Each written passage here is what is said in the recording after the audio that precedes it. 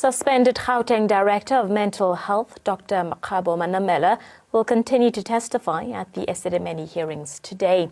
Last week, the arbitration heard that Manamela prepared a plan to spend over 160 million rand to renovate 2 psychiatric hospitals, suggesting no financial crisis at Life Esidimeni. Despite this, Manamela insisted that the Life Esidimeni Marathon project was implemented to cut costs. Dr. Manamela also conceded that she was part of the leadership that terminated the Esidimeni contract. However, she refused to take the sole responsibility for the death of 143 psychiatric patients. She also alleged that most of the testimonies heard during the proceedings were false. Manamela listed the reasons why she believes families were against the transfer of patients from Life Esidimeni to NGOs. She claimed that victims' families had their own self-serving interests. She alleged that families probably did not want to look after their loved ones if they were discharged home. She also said that some families may have wanted to keep their loved ones' disability grants to themselves.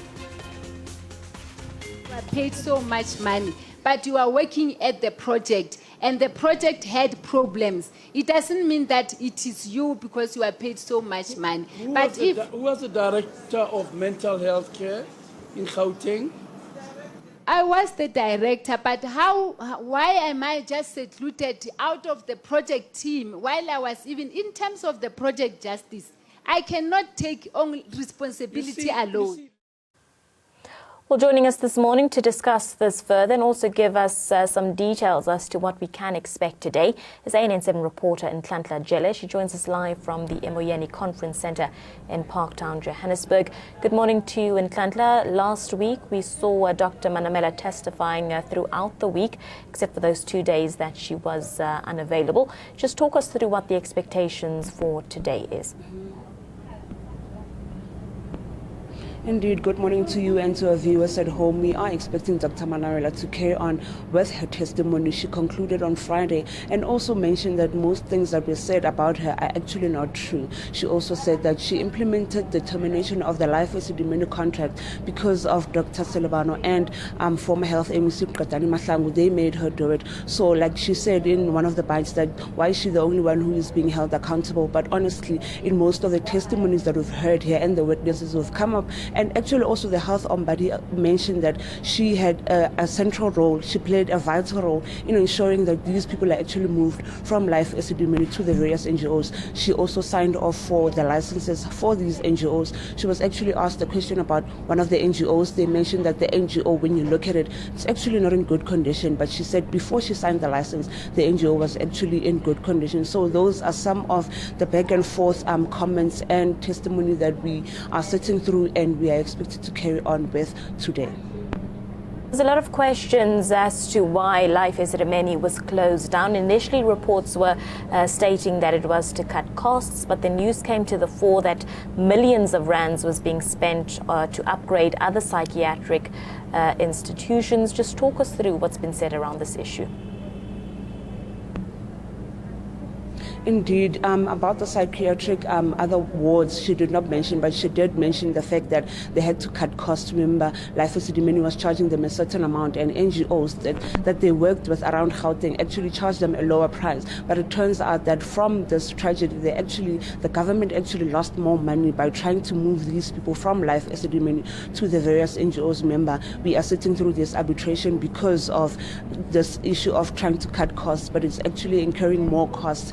NGOs actually charge them less, but after that, people started dying. So actually, this whole issue of trying to cut costs is one issue that is being discussed, even at this arbitration, trying to understand how is it that they tried to cut costs and actually made such blunders by sending people to unlicensed NGOs, for one, and the NGOs that were not actually suitable to cater for mentally ill patients. Remember, we have heard that some of these NGOs did not even have the skill, nor did they have the trained professional people to look after these people. So they actually lost more money than they were trying to save throughout this whole tragedy.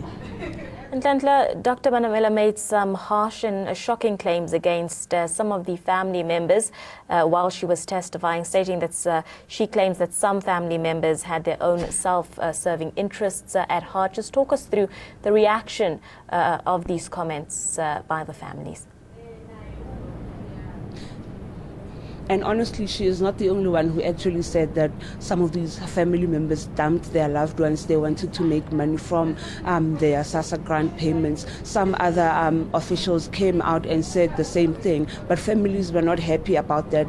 Justice Moseneke had to interject here and then, just trying to calm the families down, telling them to actually relax and give the witness a time to go through her testimony and finish whatever she was saying. But family members kept on saying that she must just apologize, because they don't understand why she keeps on saying the things she's saying, because she was there. They were there with her from the beginning. Remember, they formed a family committee that was there throughout the whole move from Life Esidimeni. They actually also advised against the move at that time. So they were actually very angry and agitated, and they actually wanted her to apologize for saying the things that she has been saying. She has been surrounded by bodyguards, so you can imagine the kind of pressure that she feels having to take on the stand and say such things. So every time we adjourn, there's people who are escorting her in and out of the venue just for her safety, because of the things that she says when she gets on the stand. Remember, she denies most of these allegations against her, so that actually puts the families in a difficult position, because they just can't control their emotions. Others end up crying and walking out. Others just sit there at the back and shout that she's a liar,